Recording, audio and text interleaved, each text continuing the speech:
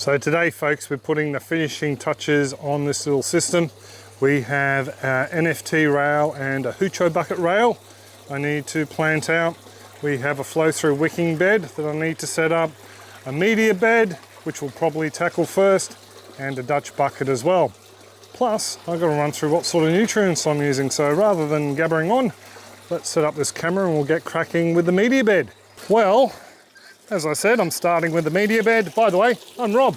Rob's Aquaponics here, loads of Aquaponics videos. There'll be links everywhere, but that's if you haven't been to the channel before. So yeah, I suppose there's no real easy way to start this off. I'm just going to let the water keep running through the whole build process, I think. This media here actually came out of one of our systems down at our old house in Ipswich, and I dare say it probably contains a few of the seeds, like there's a butterfly leaf tree. A few of the seeds from other plants that have gone to seed around the system and in the system. So we might get a few surprise carrots and bits and pieces pop up in here yet. Put the rest in, and probably if I was smart I'd put a lid on that. So this is a little bell siphon assembly. It's just a bell over the top of the standpipe, flood and drain, used in a lot of aquaponics as well as hydroponic builds. So I go through that in another video if you want to check it out. Now, one thing actually that aquaponics have issues with, I suppose hydro people do as well, is this clay can float when it's brand new. Basically, it hasn't sucked up any moisture to help weigh it down. So I don't think that's going to be a huge issue here because I've got a fairly tall distance or large gap between where the high tide mark is on the bell siphon and where the clay will be sitting. So I'm not too concerned about that. There'll be enough dry weight on top to stop it from floating. I've got some more clay here. This is actually being housed in one of the filters from the Aquaponics, the last or second last system we had. Now we're actually going to pop some seeds into this bed later. So leave a comment in the comment section below what you think Bianca's going to sow out in here. Alrighty-o, so that's that section done. So the next cab off the rank will be this flow-through wicking bed. Now these things are pretty basic. I go through the actual build of this in an original video when this was all put together as an aquaponic system.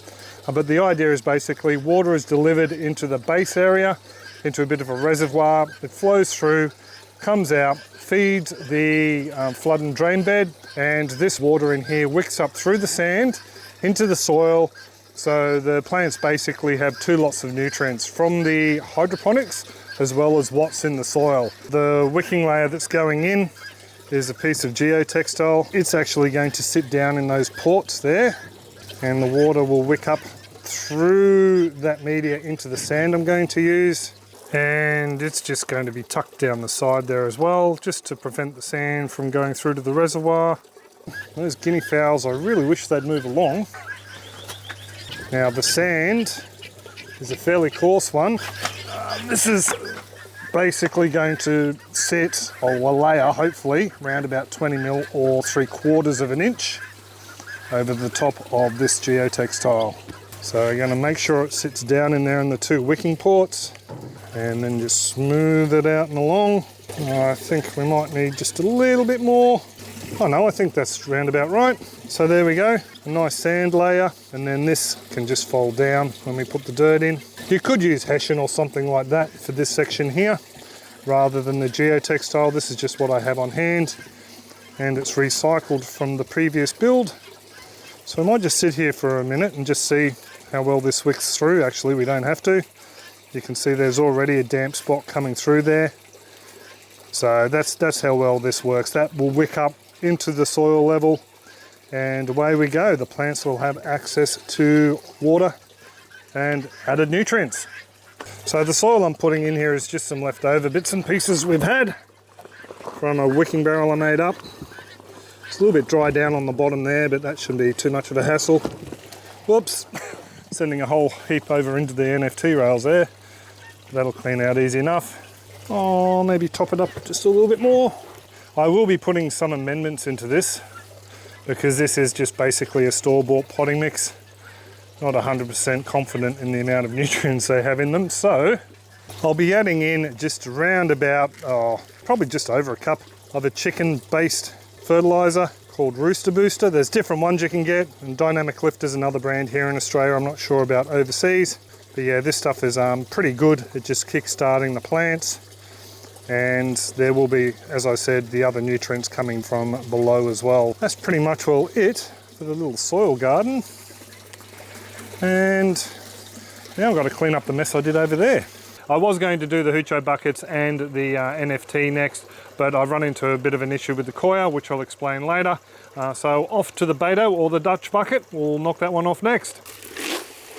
So there's really not much to these guys. I mean, they've got grow media, they've got a drain, which you saw in the last video, and the inlet here. These little cuttings, or sections of plant, I should say, are peppermint, and they're from our aquaponic system down in Ipswich. We brought them up and they've just been sitting in a jar of water with some paper towel around the roots for the past 3 or 4 weeks, and they're still growing. Take some media out to make it a little bit easier. So just wheel that down there. Not too worried about damaging the roots on these. Pop it back up. Now the reason I put the peppermint in the Dutch bucket is because this stuff can go absolutely bonkers, and I don't want it taking over either a flood and drain tank or clogging up the rails or the wicking bed. Now to get the water above the roots though, I do have a couple of little offcuts here. Yeah, I think I might go with this one here. Just have it pushed onto the barb there, direct it down like that, turn the water on. Oh, that's a little bit too much. So that should be more than enough water just to trickle over the roots there and keep the plant nice and happy. Well, to tell you the truth, folks, I'm not really happy with this. So there's too much hose flapping around. So what I'm going to do is I'm going to shorten this hose. My assistant could just turn the pump off at the wall, please. So I'm just going to cut out a section of the hose and move the valve closer to the outlet on the bucket and have it so it runs around the other side. I think that's pretty much all the easiest way to go. And if you could turn it back on again, please, Bianca. We've got some water coming through again. I'm pretty happy about that. And are you happy you got some mint? Yes. Yes. I just wanted to let you folks know that I do have that Backyard Aquaponics Beginner's Guide available again. It is an online video-based guide, $19.95 US, link down in the description. I'm constantly adding bits and pieces every month or so at the moment, and when we get a new system I'll be doing complete build videos that will be added to the guide. But anyway, it's for sale again for you folks who have been waiting. $19.95, link below. That's enough trying to pay the bills. Now we'll keep going with the system. Bianca has just decided we might as well plant some out today. Not in there though. Not in there, just in the soil. We're going to be popping in jalapeno. Is it jalapeno? Yeah, jalapeno. And some dill. I think you could just pop them in as a clump, the whole thing? Yeah. Do you reckon 2? Treat them as 2? Look at that. Oh, we possibly could. 1, 2. There we go, 1, 2. Right. So one down here. One over here. Whew. Oh, I can really smell the compost. Oh, I put in some Rooster Booster. Oh, I can smell it. Yeah, just because this was old potting mix. Yeah. So hopefully, I've also been told that the Rooster Booster or the dynamic lifter style pellets, they actually help keep possums away as well. So would you like me to part the soils? Part the soils. Oh, it's nice and moist down there already, isn't it? Oh, that'll be good for the chilli. There we go. So we have 4 lots of plants in. One important thing we do need to do though is we need to water them in. They shouldn't need much though, babe. If you just want to give them that, just around the base.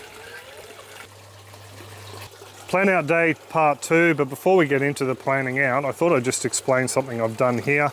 I have altered the elevation of this rail here, drilled a hole slightly lower because I had issues with water pooling down the low end, and up the high end there wasn't much, so I've pretty much all got it set up now.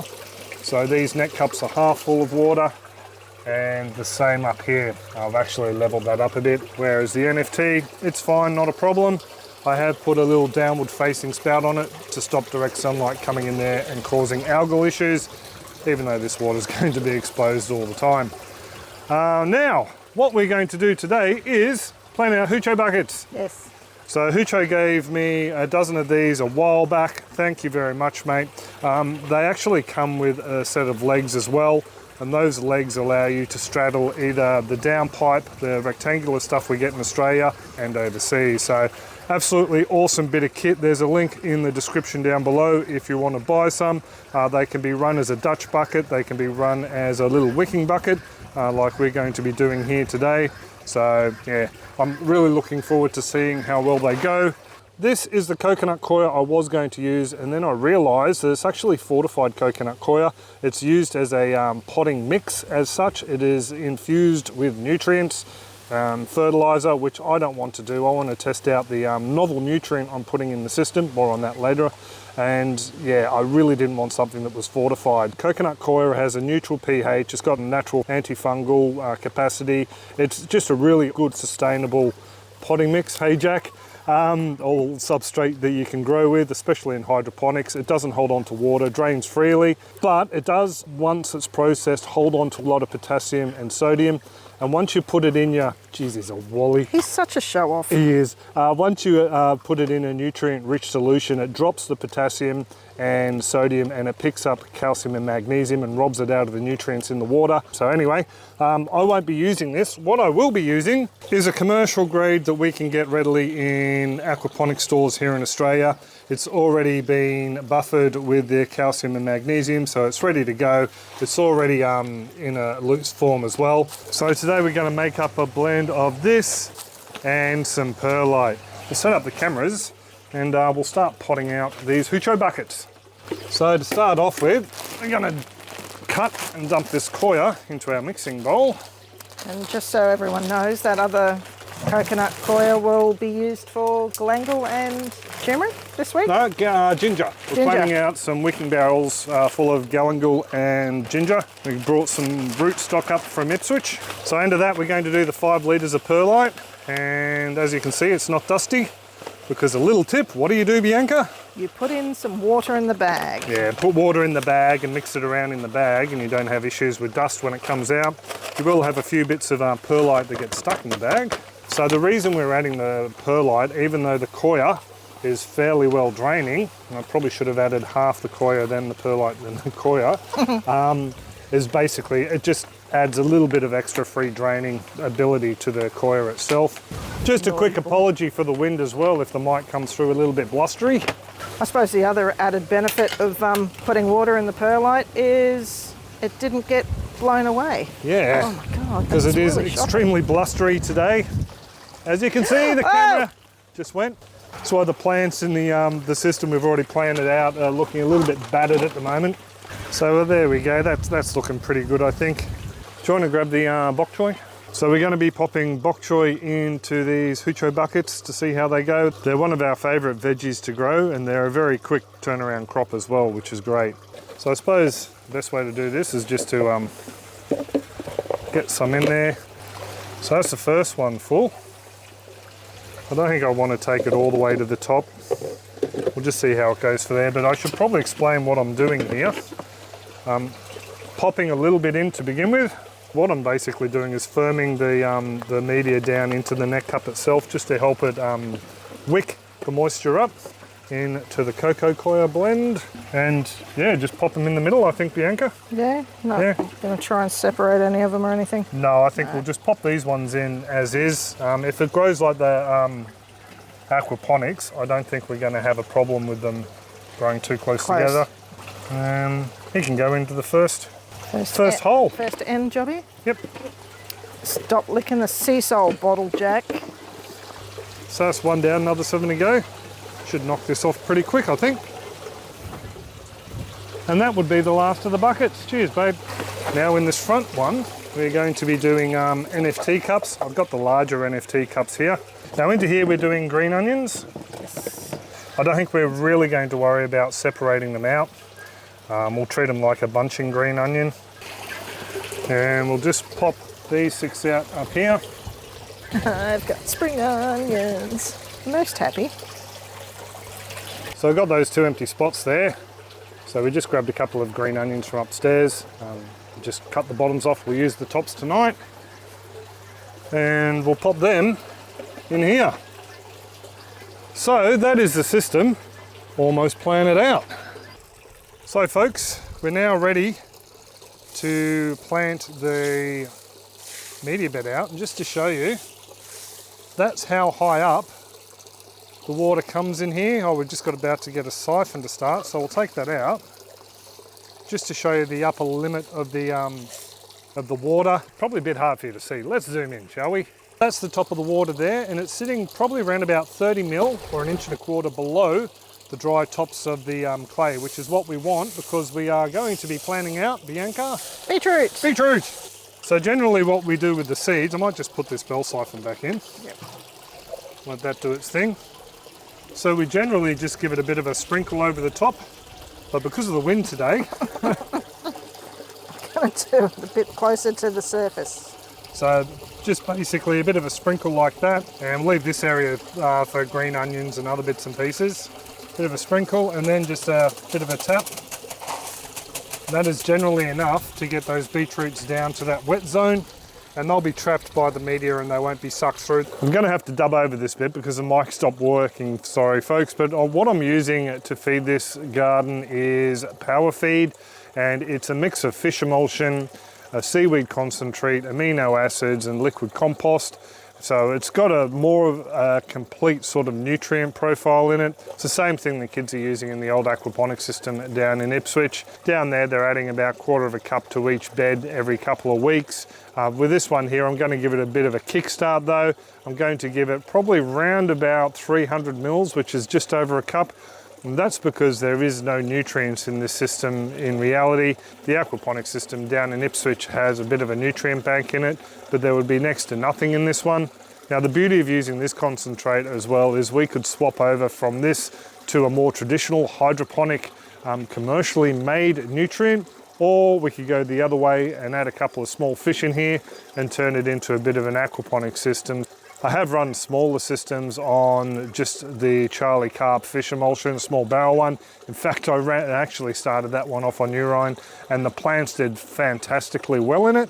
I think also too, because the water's dark, we're not going to have such a big issue with algae, seeing as the top of this reservoir is open to the elements. So I'm pretty confident that this system is going to grow some half decent plants in it. So what do you think of it, babe? I like the Frankenstein system. It is a bit of an abomination, some would think. Not pure hydroponics, not purely organic, but it is what it is, and it's going to grow us some decent food, I think. Yes, and that's all I care about. Yep, it is a bit of an experiment, so if anyone else has, tried something similar, let us know in the comments down below. Bring you along and show you the beetroot when they sprout, but we'll pretty much all leave it there. Hope you enjoyed the video. You can also check out the build where I roughly put it all together before a few mods. A link will pop up at the end, but we'll let you go. Hope you have a fantastic one, and we'll see you next video. Bye. Cheers, folks.